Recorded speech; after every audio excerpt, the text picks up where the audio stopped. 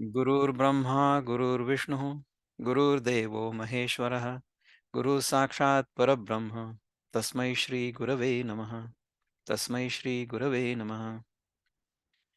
Thank you, Shrikant Dada, for inviting me to speak about this topic of time.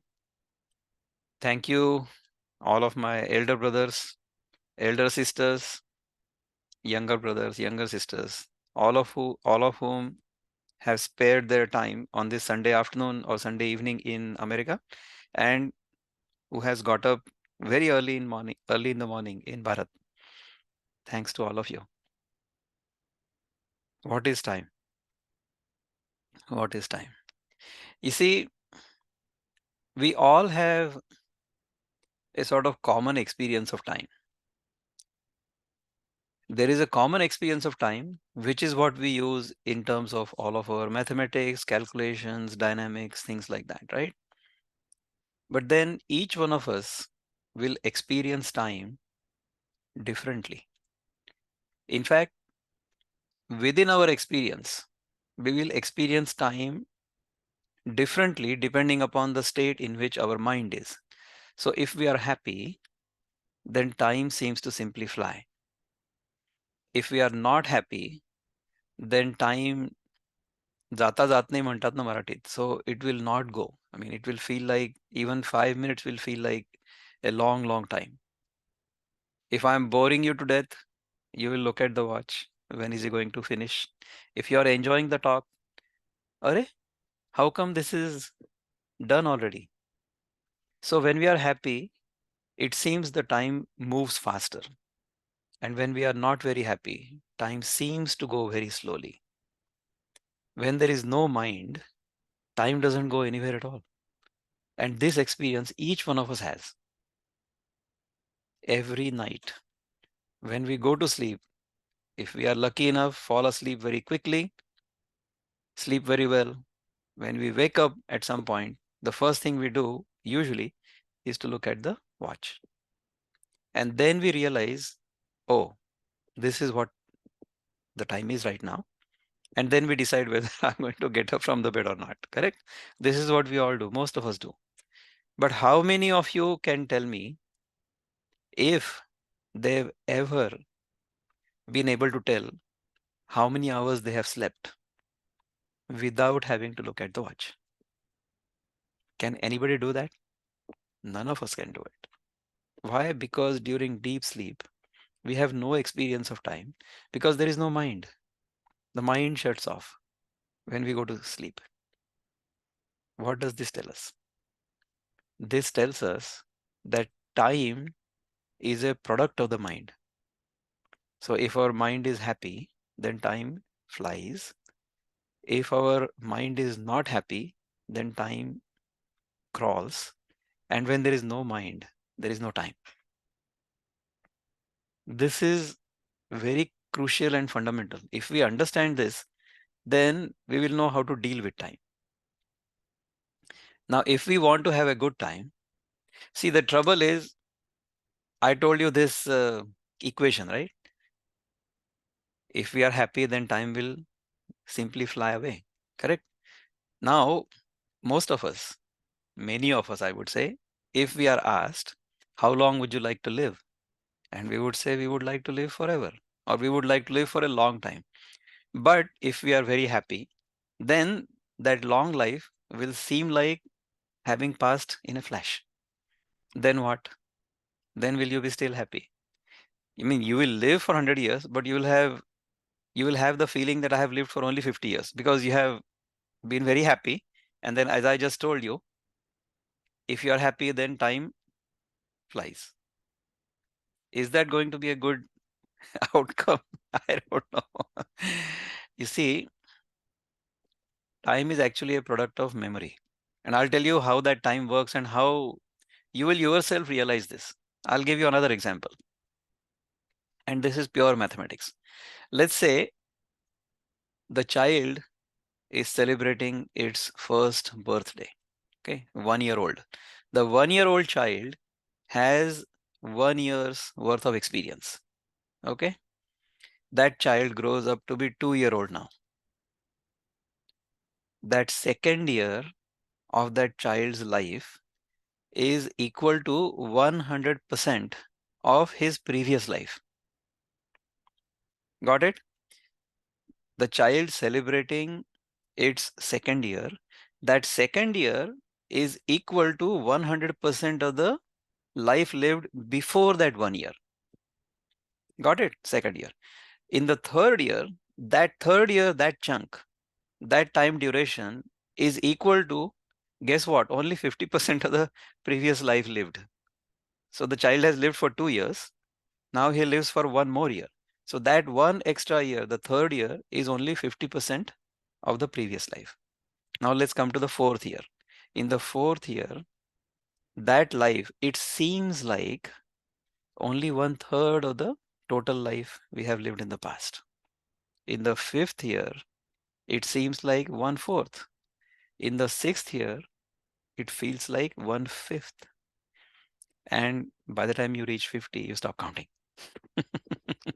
Because the experience goes downhill like this. So it goes downhill and then it goes down like this.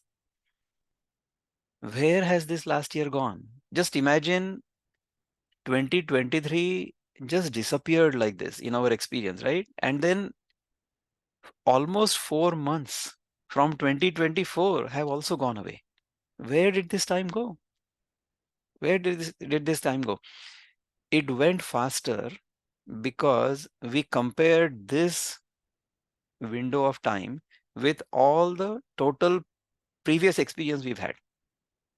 So time is a product of our mind, time is a product of our memory, and time is also a product of our previous experience. Now let's come to another very fundamental aspect about time. See, so far we've been talking for about 10 minutes, maybe 5 or maybe 7, whatever. Okay. Where are those 7 minutes now at this time?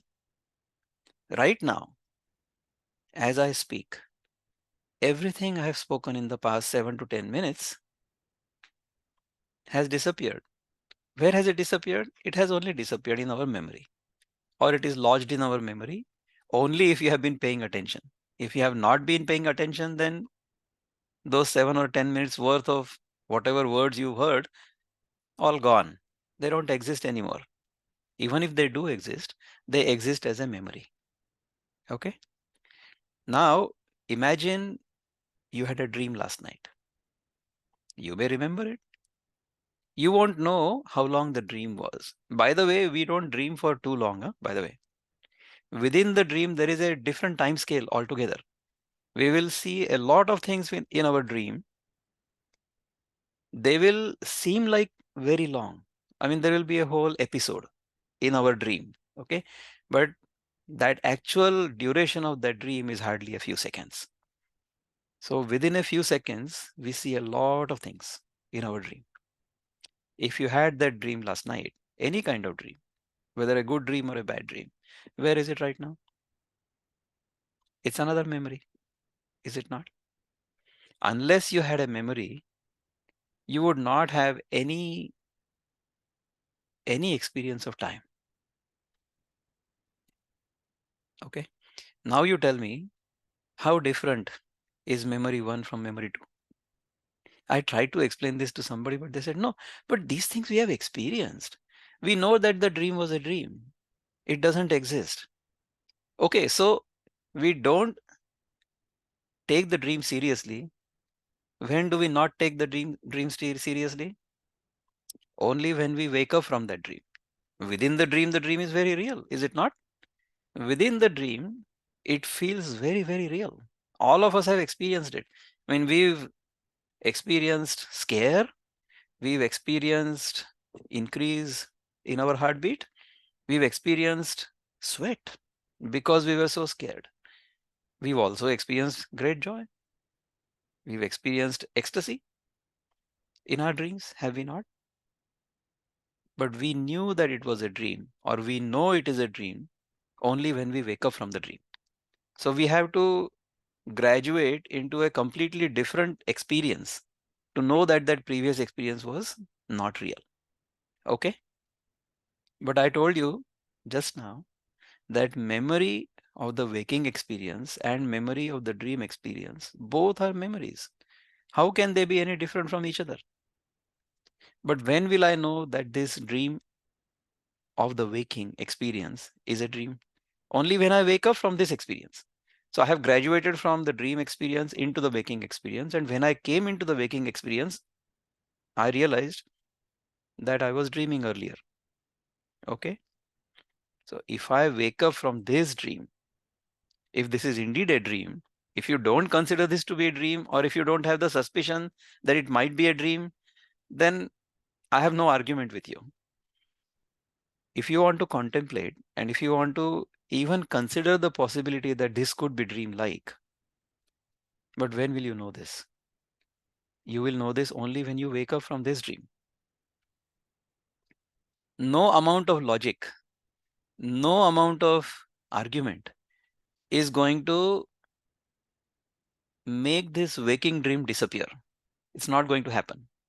In our waking experience, we are going to feel hungry, we are going to eat, we will have to sleep, we will have to wake up, we will have to go to work, we will have to do everything we do, we will have to put food on our plate, we will have to pay our bills, we'll have to pay our taxes. I just finished paying my taxes.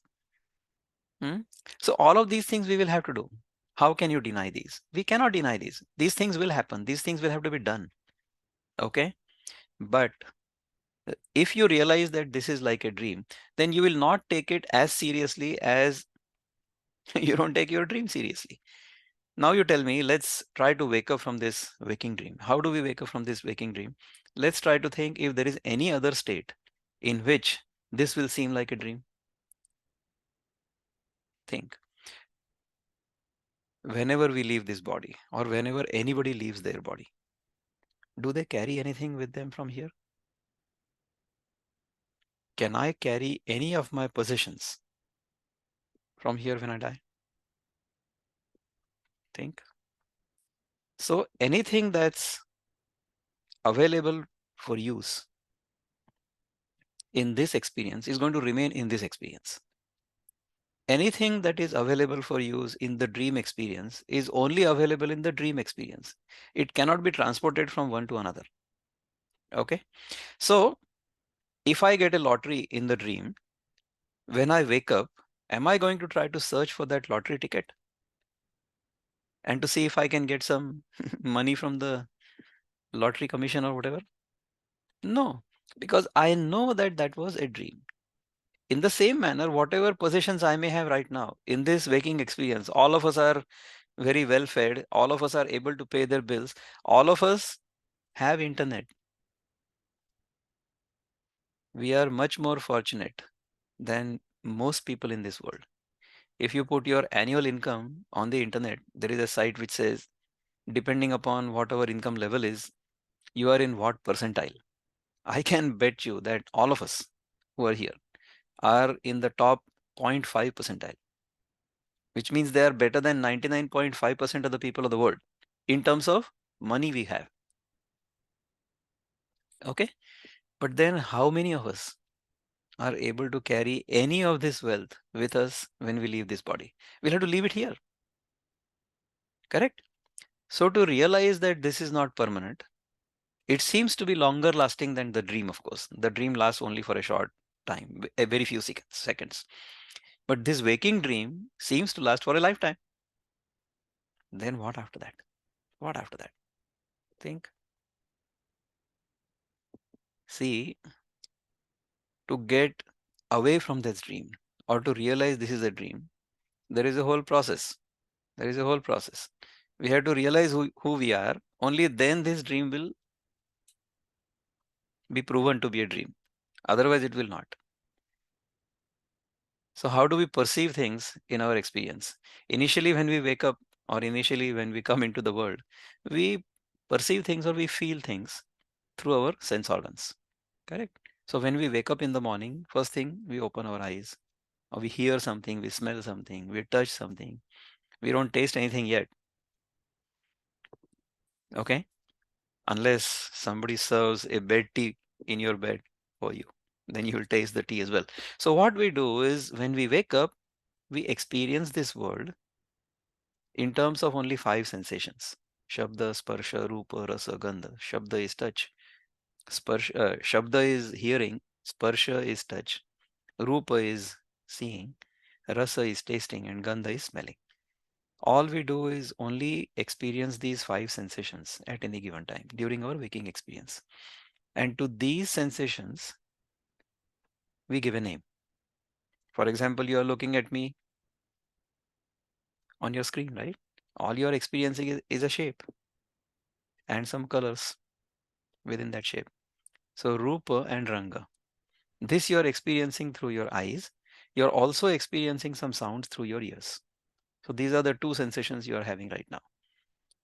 Those two sensations you are comparing with all the sensations you had in the past, and then realizing that, gee, Dada is talking to me. Correct? Because you know me from before. Also, whatever sounds you are hearing, those sounds mean English words, English sentences, and those sentences mean something. This is because you've had the samskar of English. You've learned English as a language in the past, and therefore these sounds mean English words, English sentences, and therefore this entire interpretation of the sounds that you are experiencing is happening in your mind in real time, isn't it? And while I'm talking to you, almost 15 minutes have passed. Where are those 15 minutes? They're not here. I'm going to take a pause here and see if anybody hasn't understood whatever has been told so far. So, anybody who has any questions or comments on whatever I've said so far? I will take on the questions that we have advertised. So, Dada, this any questions? Yes. Dada, this is Praveen Katar. Yes. I have no questions, but I just wanted to say it is such an amazing talk, and if we can continue and we can have the question answer later, that would be awesome because we don't want you to stop. Just a Okay. thought. No problem. So, what I will do is I will go through the post which everybody has seen. We often hear people say, I don't really have time, or I'm really hard pressed for time. Where does time disappear? Time disappears in our mind as we speak. As we speak. What is time? See, time is a useful parameter on which we can base a lot of our physics and dynamics, thermodynamics, things like that. We can design, all kinds of things. We know what velocity is and things like that. People who have learned basic physics in their school will know how to use time in terms of all kinds of calculations, right? But do we really understand time the way it is? Everybody has, each one of us has, as I said, each one of us has a different perspective of time depending upon how our mind is. Okay. Then how do we experience time? Based on our state of mind, correct? How can we best use the time available to us? Now, this is the most important thing. So, whatever time is available to us, we all have a limited amount of time. About that, everybody is agreeable. We don't have infinite time, correct? What happens is, in the given amount of time, whatever we need to do, if we are able to do it comfortably, we are comfortable, we are not stressed out. If we try to do more than what time we have, then we are stressed out. Oh my God, I don't have time. Oh my God, I have so many things to do, but I cannot finish them all because I don't have enough time. Then I'm stressed out. Why am I stressed out? Because maybe I have just taken too many things on my plate. Maybe, God forbid, most of us are not in a situation where they don't have any time at the end of the day, just struggling to try to put food on the table. We are all fortunate that our basic needs are met. So people whose basic needs are not met, most of the people will spend their time trying to fulfill their basic needs. And basic needs are, you know, food, clothing, and shelter. Those are the basic needs, right? Plus, we all are inquisitive. We all want to learn. We all want to know. So, therefore, education should be available to all of us. And the fifth thing is, all of us want to be healthy at all times, right? So, healthy food, if it is available in adequate quantity, okay? If we have healthy food available in plenty of quantity, in excessive quantity, then we may indulge and we may actually ruin ourselves. Even if you have, you know, we run a program called Sattva. Sattva is basically a program where we learn how diet purification can purify our body first, then lead to mind purification, and finally realizing who we are. That's the program we run, right? So even if sattvic food is available to us and we consume it at the wrong time, in the wrong quantity, in the wrong state of mind, it will not yield the results we are looking for. Okay. So if we live a certain lifestyle, then our mind can be clear enough. And in that clear mind, some of the things we are contemplating can be understood well. We will be encouraged to, we will be inspired to do the things, the right things that we should do, so that we will live well physically, mentally, and spiritually, and then realize who we are. That would be the best way to utilize time. If we decide what things are really necessary, if we only pursue those things that are really necessary, once we have pursued those things, once we have fulfilled our basic needs, if we refrain from pursuing those things that are going to help us fulfill our desires, if we refrain from that, the shlok in Gita I like the best. Even if we contemplate on this one shlok, understand its meaning, and live accordingly, most of the things I have tried to explain to you will be clear to you from within. Nobody will need to explain those things to you. The shlok is Yuktahara viharasya yukta cheshtasya karmasu yukta swapnavabodhasya yogo bhavati dukkha. Yukta ahar means the things that we take into our system should be proper. Yukta ahar. Yukta vihar means our activities in the world, our karma, our behavior, our speech has to be proper. Yukta vihar. Yukta cheshtasya means our endeavor. Our endeavor has to be yukta, proper. Yukta cheshtasya karmasu. All the karma we do should be yukta, means proper. If we live like this, then yogo bhavati dukkha. If we live in this yogic manner, this whole platform is called Shri Yoga. So if we learn these fundamental things, then dukkha means dukkha will disappear. There will be no more sorrow. The things that give us pain will happen. So if I have not eaten all day long, then towards the end of the day or by the end of the day, I may feel very hungry. Okay, so that pain of hunger will be there. So then what should I do? To relieve the pain of hunger, the fix is very easy: eat, isn't it? So if you feel hungry, you should eat.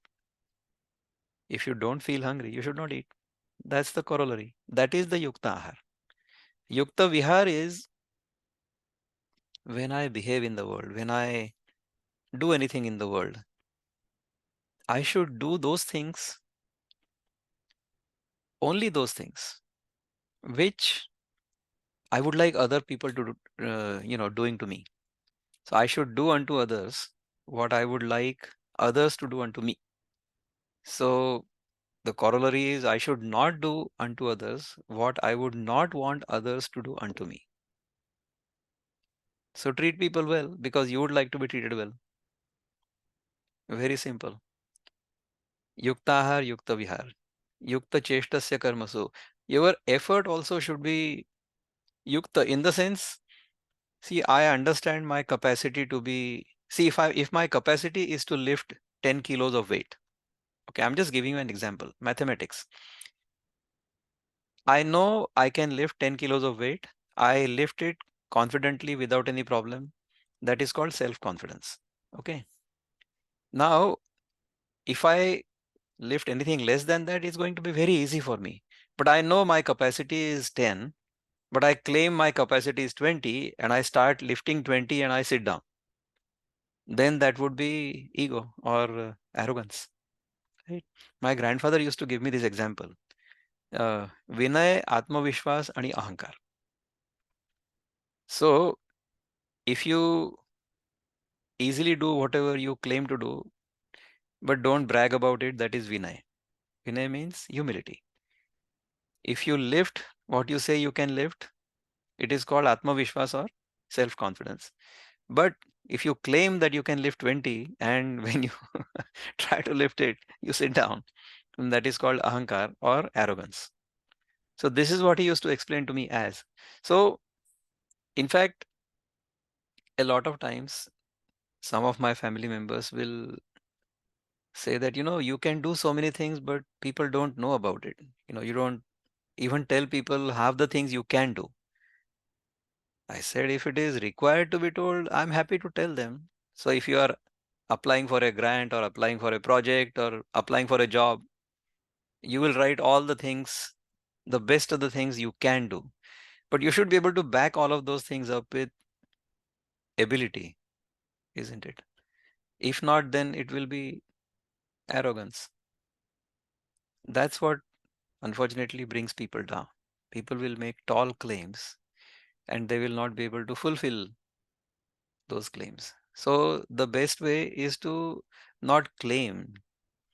The other day, somebody asked me that you should not be talking about Upanishads and Vedanta and Gita and things like that. I said, thank you for letting me know. I claim to be a student of all these things. I don't claim to be a scholar, much less a teacher. No, no, no, no, no. I try to be a student and I try to implement some of these things in my life to the best of my ability. And I'm not perfect. I'm not perfect.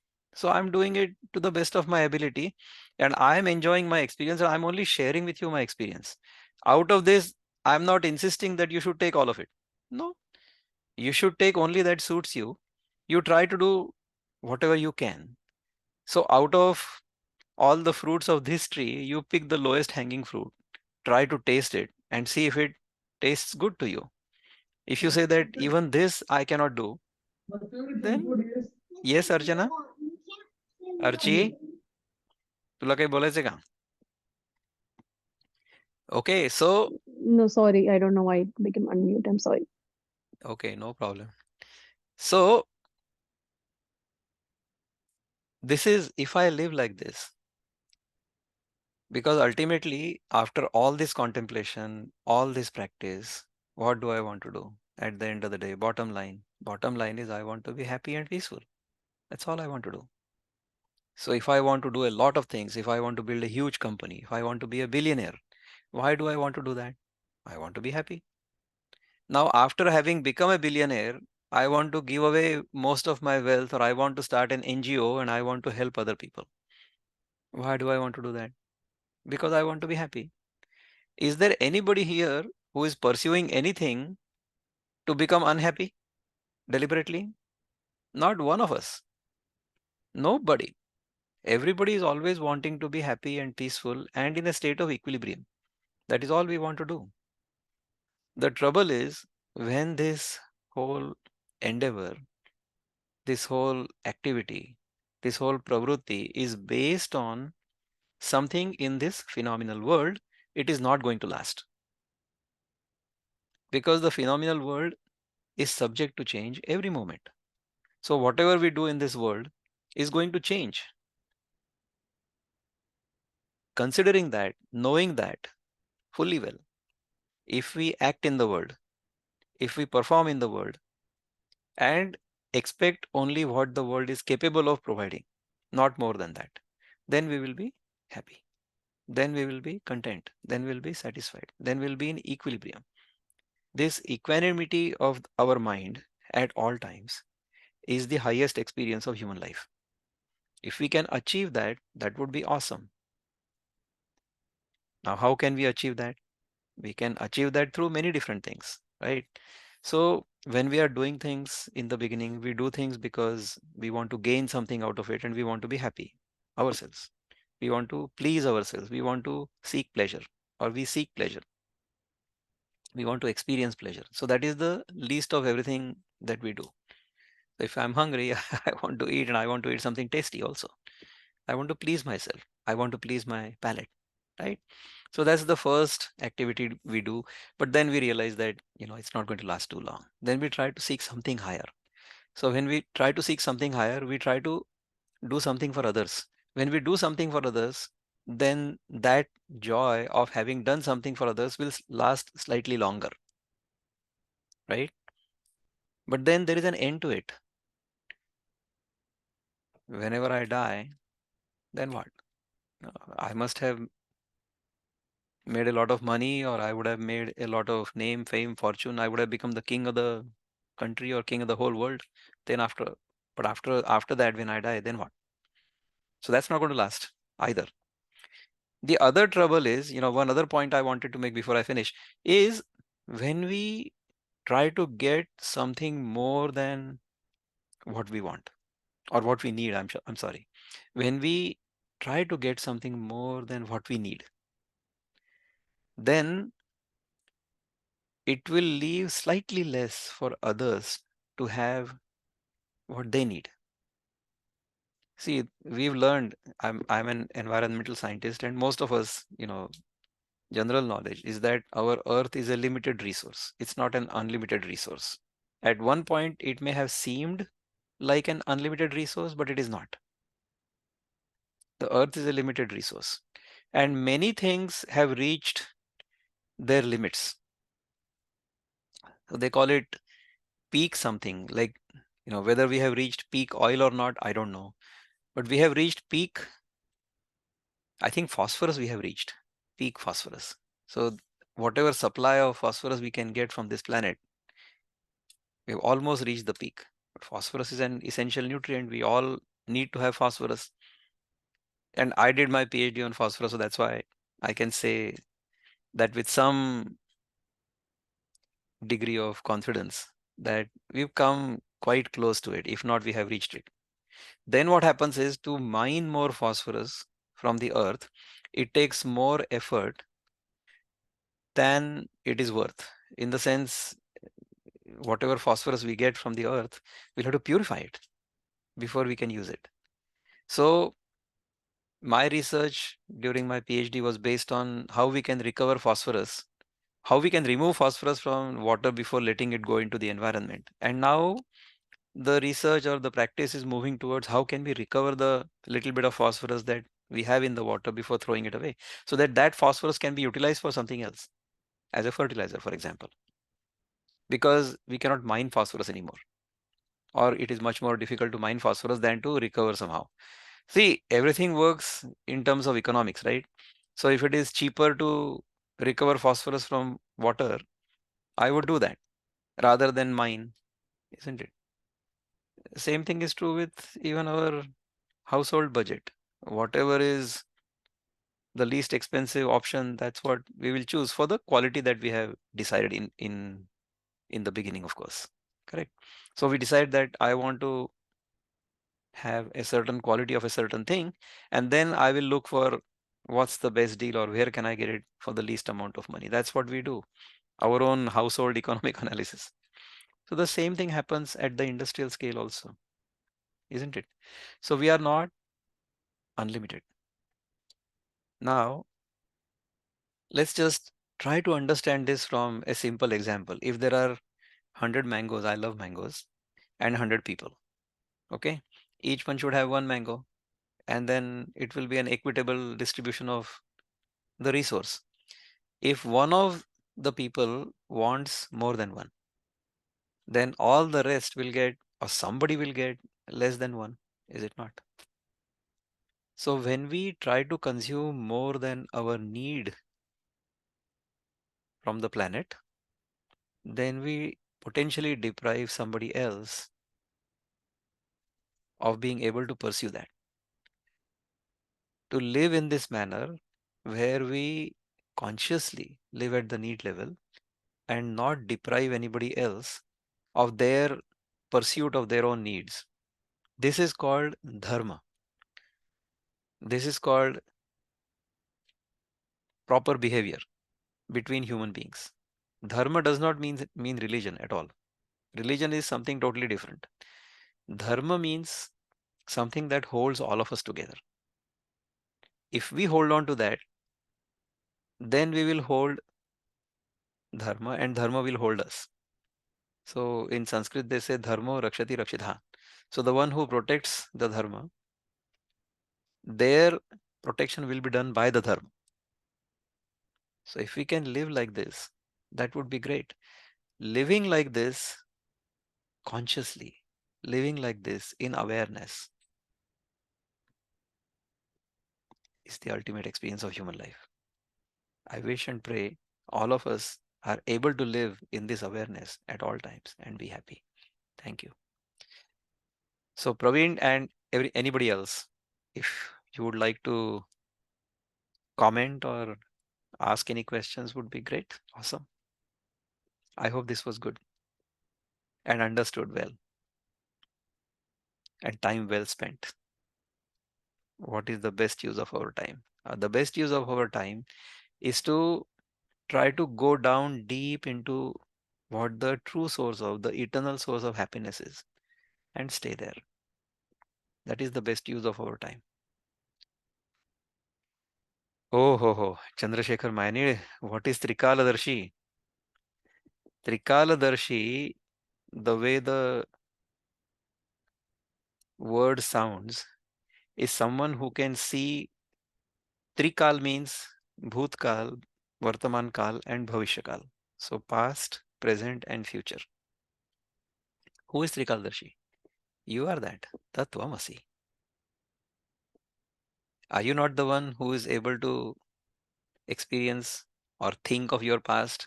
Are you not the one who is experiencing the present right now? Are you not the one who is imagining the future? You are that. So Trikaladarshi is the one who is witnessing all three times, all three tenses, I would say. If you realize that you can only have a memory of the past and you can only imagine the future, you cannot really experience the past other than in the present. You cannot experience the future at all other than imagining it in the present. If you realize this, then you are a Trikaldarshi. All of us can be that if we can learn how to live in the present moment. Incidentally, that present moment itself is imaginary. How? I will tell you. See, if you look at the present moment, everything before the present moment is called the past, right? And everything beyond the present moment will be the future, correct? So present moment is at the intersection of past and future. So if you imagine the entire past and entire future in the middle of that, or at the interface of that past and future is the present. So where is this blessed present moment? It's only imaginary, is it not? It's just the interface between the past and the future. It has, say, if you imagine a plane has length, width, but no thickness. That is a plane. What is a point or what is a line? A line is something that has length but no width or no breadth. Does anything like this ever exist? Can anything like this ever exist? If you can catch that present moment, or if you live in that present moment, which means that Don't go too far back into the past. Don't go too far into the future. Whatever you have experienced in the past, learn from it. Live your life right now with the awareness of all the mistakes you might have made or I might have made. I should talk about myself, not about you. If I live in the awareness of the mistakes I have made in the past and try not to make them in the present, then the future will take care of itself. So if I do the right things right now, yuktahara vyarasya yukta cheshtasya karmasu yukta swapna avabodhasya yogo bhoti dukkha. We didn't talk about the yukta swapna and avabodh. Yukta swapna means my dream is yukta or good. How? Only if I live my waking experience properly. If I live properly in my waking experience, then my dream will also be good. That's how it is. Great. Thank you, Shekhar Dada, for your question. I think Vidya is wanting to ask a question. Are you? Do you want to ask a question, Vidya? Or you want to say something? Give us your comment. Oh no, I was just scratching. I thought you thought I was raising my hand, but no. No, no. Okay. All right. Thanks for talk. Anyone else? No, if you want to say something, Vidya, I don't want to stop you, please. No, I was not going to say anything, but Okay. as you said, like, where is this present? So I was just, that thought came to me that the present is just this breath, right? Because we cannot breathe for the past and we cannot breathe for the future. You have to breathe for right now. You Yes, have to breathe absolutely. for this. So your breath, your present is this breath. That's all. I mean, next moment has a million different possibilities. We don't know what's going to happen next moment. So obviously we cannot imagine that because our imagination is very limited. And Correct. what happens is actually completely blows us out. So So beautiful. Only a yoga teacher can say like this. Thank you. Okay, I have a hand here from Ragini. Is that Yes. Ragini's video? But I think this is Ragini's. I'm her husband. My Oh, name great. is. Yeah, I'm how are you? Ragini.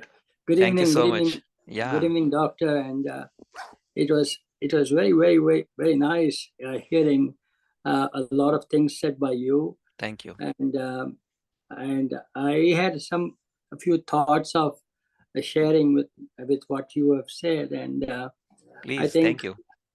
a lot of things what we understand and see life in perspective, past, present, or future, are an amalgamation of memories. And we like to, most of us like to see good memories, and that we relive our childhood back, we relive our parents, my grandparents, or whatever. And life has been structured, according to me, by nature. What I think somebody sometimes said, the sun rises this time and sun sets this time, and in darkness we can't work. So let's structure something what we can do in the bright light. And then one thing led to the other, and we started, if you sleep too much, you say you're a useless fellow, you're wasting your time. Thoughts were kept on, you're a bad boy, you're a bad student, there's so many. I think a lot of us have dwelled a lot on negativities of making what we are. And that's why dreams come which are shattering sometimes, of fear. See, fear installation has become one major cause in today's world. Oh, you do this, you waste water, tomorrow you will be die out of thirst. So we not say, no, let's work to conserve. We are not building a society of trying to, as you rightly said, an equal spread makes everybody calm, passionate. That's why I used to go with my father to Kolhapur and interiors, Ratnagiri. People were so calm, happy. They used to meet you with joy. Their houses are simple. And say, Aj kai ghenar tumi? Shrikhand puri ghenar ka? And then the grandmother will make. But that is lost today. Everything is, who's coming to my house? Accordingly, I will set up. And value systems have changed according, and we blame time and we have nothing. But greed has taken over. So one of the great things we are enjoying today is talking to renowned people like you who are sharing this original culture back, that we should come back to our core values of what we call Ram Rajya. Today, everybody talks about Ram Rajya, but nobody wants to really see that, can I be Maryada Purushottam? Can I be a valued person like what he used to be? He left his home, left his wealth. So I think we have to all self-analyze ourselves. What I'm getting now, hearing you, go into contemplation where I can become a better person, not in remorse.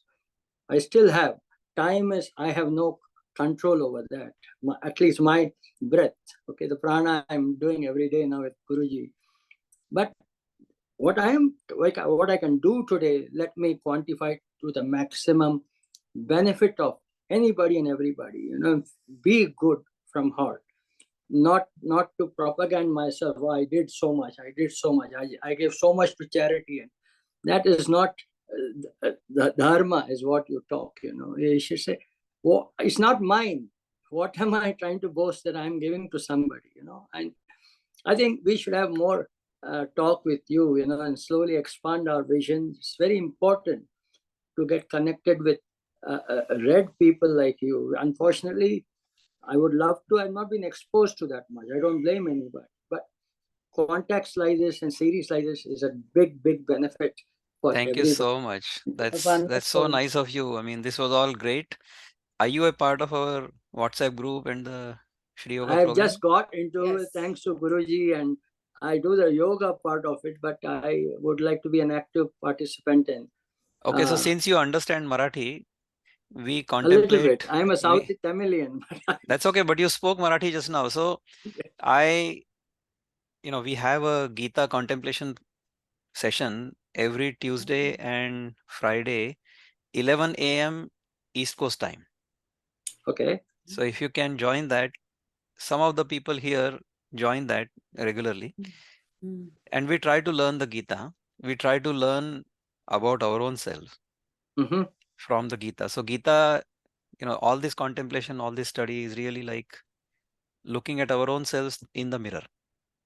So we Right. try to learn from that. So you're most welcome to join. I'll be happy to share the Surely. link with you. Wonderful. We live That's in great. Atlanta, so we are on the East East Coast. Coast side. So fantastic. Surely. I think there Surely. was one other question by Shekhar Dada I should take. He said, can we consider time without considering space? The time-space continuum? So, oh wow. Priyanka says, I don't think there is any time without space. Reference is must to experience time. Okay. One other thing I wanted to talk about. I wanted to talk about what is a second. The smallest unit of time we consider in our calculations is 1 second, right? We say 1 second. Now, why is it called a second? So if you call something to be a second, then there has to be a first, is it not? So what is that first? I actually looked it up. I said, how did I look it up? Of course, ChatGPT. You ask, what is time? Why is a second called a second? So then it gave me some answer which I forgot. But then I said, ki, why is it called second? Then what is the first? That was my follow-up question. Okay. So the follow-up question said that the second is 1 divided by 86,400 unit. They say that in Babylon, they used to count time like this. And in the Babylonian culture, they used to say that one day, which is the average time, the sun is in the sky, or the average time the earth takes to rotate around itself on its own axis. That duration was divided by 86,400 times, and then whatever came was 1 second. First they divided that into, I don't know how they came up with the number 24 hours and 60 seconds and 60 minutes and all those things. I don't know if there is a reference for Babylonians counting time in this manner, but we see a reference for counting time in Vedic culture as well as in Jyotish, how we have been counting time. Okay. But then again, that time is useful for doing things in the world. The concept of space also is useful for doing things in the world. But time and space are both relative. They are applicable only in the relative world, only in our waking experience. But they have no significance in our true nature, in our essential nature, which is pure awareness. In that, these two things don't exist. So if there is a reference, means there is something in relation to something, right? So time in relation to something. So that second is actually related to me, the first. I am the first. Unless I am there, there is no second. So that would be the way I would explain the second. The second is because I exist. If I don't exist, then there is no second. And when I realize that the true me, the essential me, is beyond that, because I am the one who's experiencing the past, the present, and the future. And in my experience, this whole phenomenal world is simply passing. I am not going anywhere. My awareness remains constant, steady, without any change, without any modification, without any beginning, without any end. That I am. If I realize that, if I can realize that with all the practices I do, that would be the ultimate experience of human life. And I would encourage all of you to contemplate and see if we can get there. It would be great. Is love beyond time and space? Love has to be with somebody, right? Don't you have to have another one to love? Is that the love you're talking about of the other? Or are you talking about being in love, just being in love, regardless of the other? If we are, Dada, I yeah, go ahead, Praveen. Dada, I Dada, I think Shekhar Dada is talking about love in the sense of bliss or anand. I think space time context मध्ये. Shekhar Dada, would you like to expand on this a bit? Yes, Praveen was correct when he said that it's not with the person. It is beyond that. It's beyond that. So if we can realize our own nature as beyond that, our essential nature as beyond that, then in this relative world, what will manifest is only love. Because there will be no, there will be an experience of the other, but there is an awareness that this other is only my own extension. That's the experience I will have from within. And therefore, I cannot hate myself, right? So I will not cut my own finger. So in the same way, if I consider this entire world around me, everybody in that world, as only an extension of my own self, then I will not hurt that world. I will only be in love with that world. So being in love is a beautiful experience. So if I realize who I am, then yes, I will be in love at all times. So thank you, Praveen, for helping me out. Any other comments or questions? So see, you said that I'll not cut myself, or because we don't want to harm ourselves, or nobody wants to pursue unhappiness. But then I think that comes from self, right? Because you think so, so you are saying it in general way. But there are people who actually harm themselves. I mean, people actually get joy out of cutting themselves. And we might consider it as something perversion, or oh, then we say, no, that's not right. Then we need to treat that person. But for that person, that is the reality. That for them, that is where their joy is coming from, even though however fleeting that joy is, or it may not be permanent, but that people like that exist. So we often always think of sattva is the right property, but the equally tamas is also there and rajas is also there, and there is a reason for all of those gunas to exist. Absolutely. So unless we have a little bit of tamas, we Right, will not be able to fall asleep. So tamas right, is also important. exactly. Rajas is also important because you cannot keep sleeping all the time and you cannot be contemplating all the time. So you'll have to do something to put food on your plate. So Rajas is also important.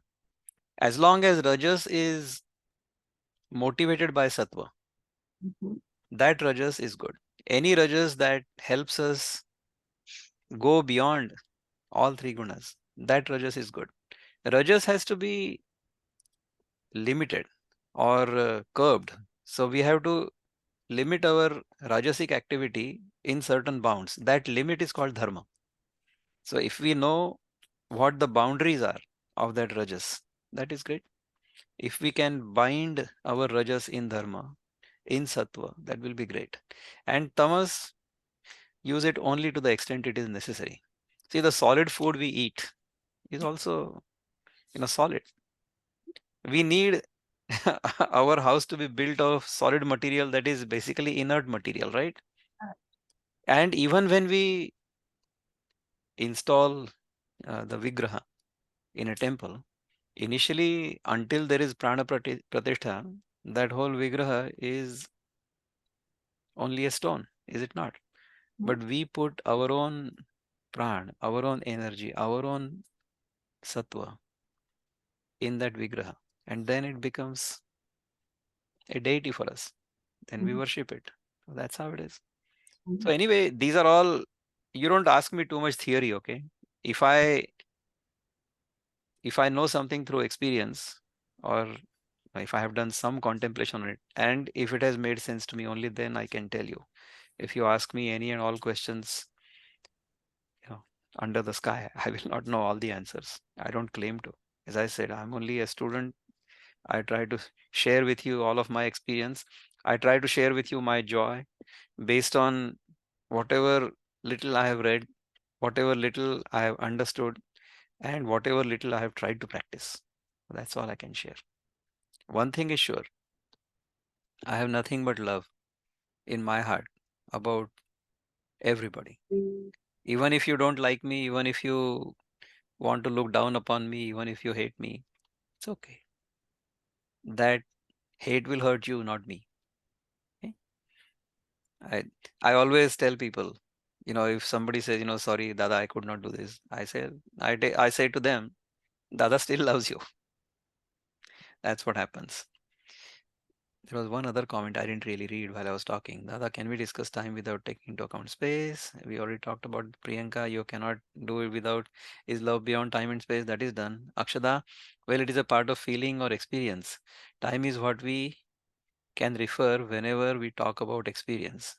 Akshada, you want to say something more about this? मला नहीं समझ. Would you like to expand on this? Would be lovely. Well, I was not, yeah, if we talk about our love or our feel, it is a part of feeling which I felt. So whenever we feel anything and whenever we experience anything, at that time when we relish those memories, we can say that, okay, this is what I felt. And this is something which is, I have in my mind forever. So this is what I was thinking about. Okay, so being in love or being loved, okay, and having the memory of that experience is great. Okay. Mm. In fact, Swami Chinmayananda used to say that to love and to be loved by everyone is the highest experience of human life. Now, this is not going to happen. Huh? By the way, I can be in love with anybody and everybody, okay? But then I cannot compel everybody else to be in love with me the way I'm in love with them. In fact, I should not even attempt that or expect that. If I expect everybody is going to be in love with me the way I'm in love with them, it will be foolishness, right?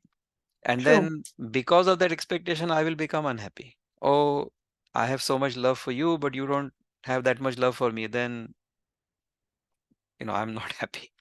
Yeah. That's not true love. True love is an experience from within.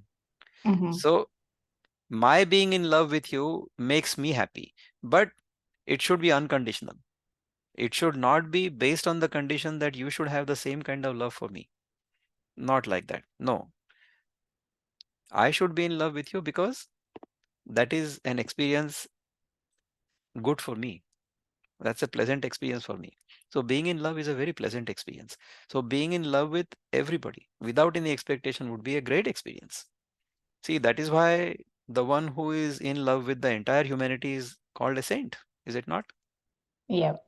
Don't be under the wrong impression that I'm claiming to be a saint. I'm not. I'm just your elder brother. I know. I understand that. And as you said, that the hurt, the feeling of hurt ourselves. We get hurt all by ourselves, and not that other person about whom we are feeling have this feeling. Mhm. That is not that person is not at all affected. So Correct. it's all about how we How think we and how experience it. we experience it. In fact, all of our experience is our own experience. We experience life in a unique manner. Your experience of life is only yours, nobody else's. My experience of life is only mine, nobody else's. And I have no other experience. So we experience life ourselves, nothing else. True. Didi, you've been making so many comments. I would much rather you say these things.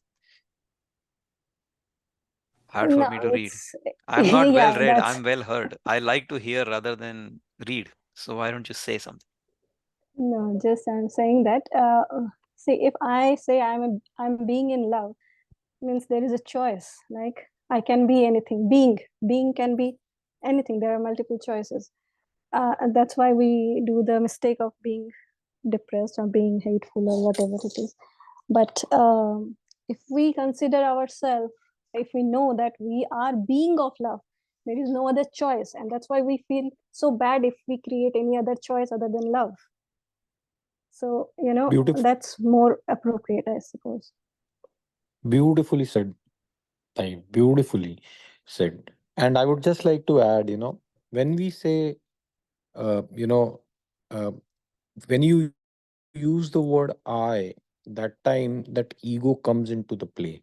So now, for example, if a person is doing an act with so much awareness that that person loses track of time and space where he is doing it and at what point of time he's just so immersed in that activity, he or she, then that person is being, and which also would mean that he, and that itself I think is a manifestation of love, because if you were to ask this person again at a later point, can you explain what when you are completely immersed, he will say it was a lovely experience because he was so much immersed into it.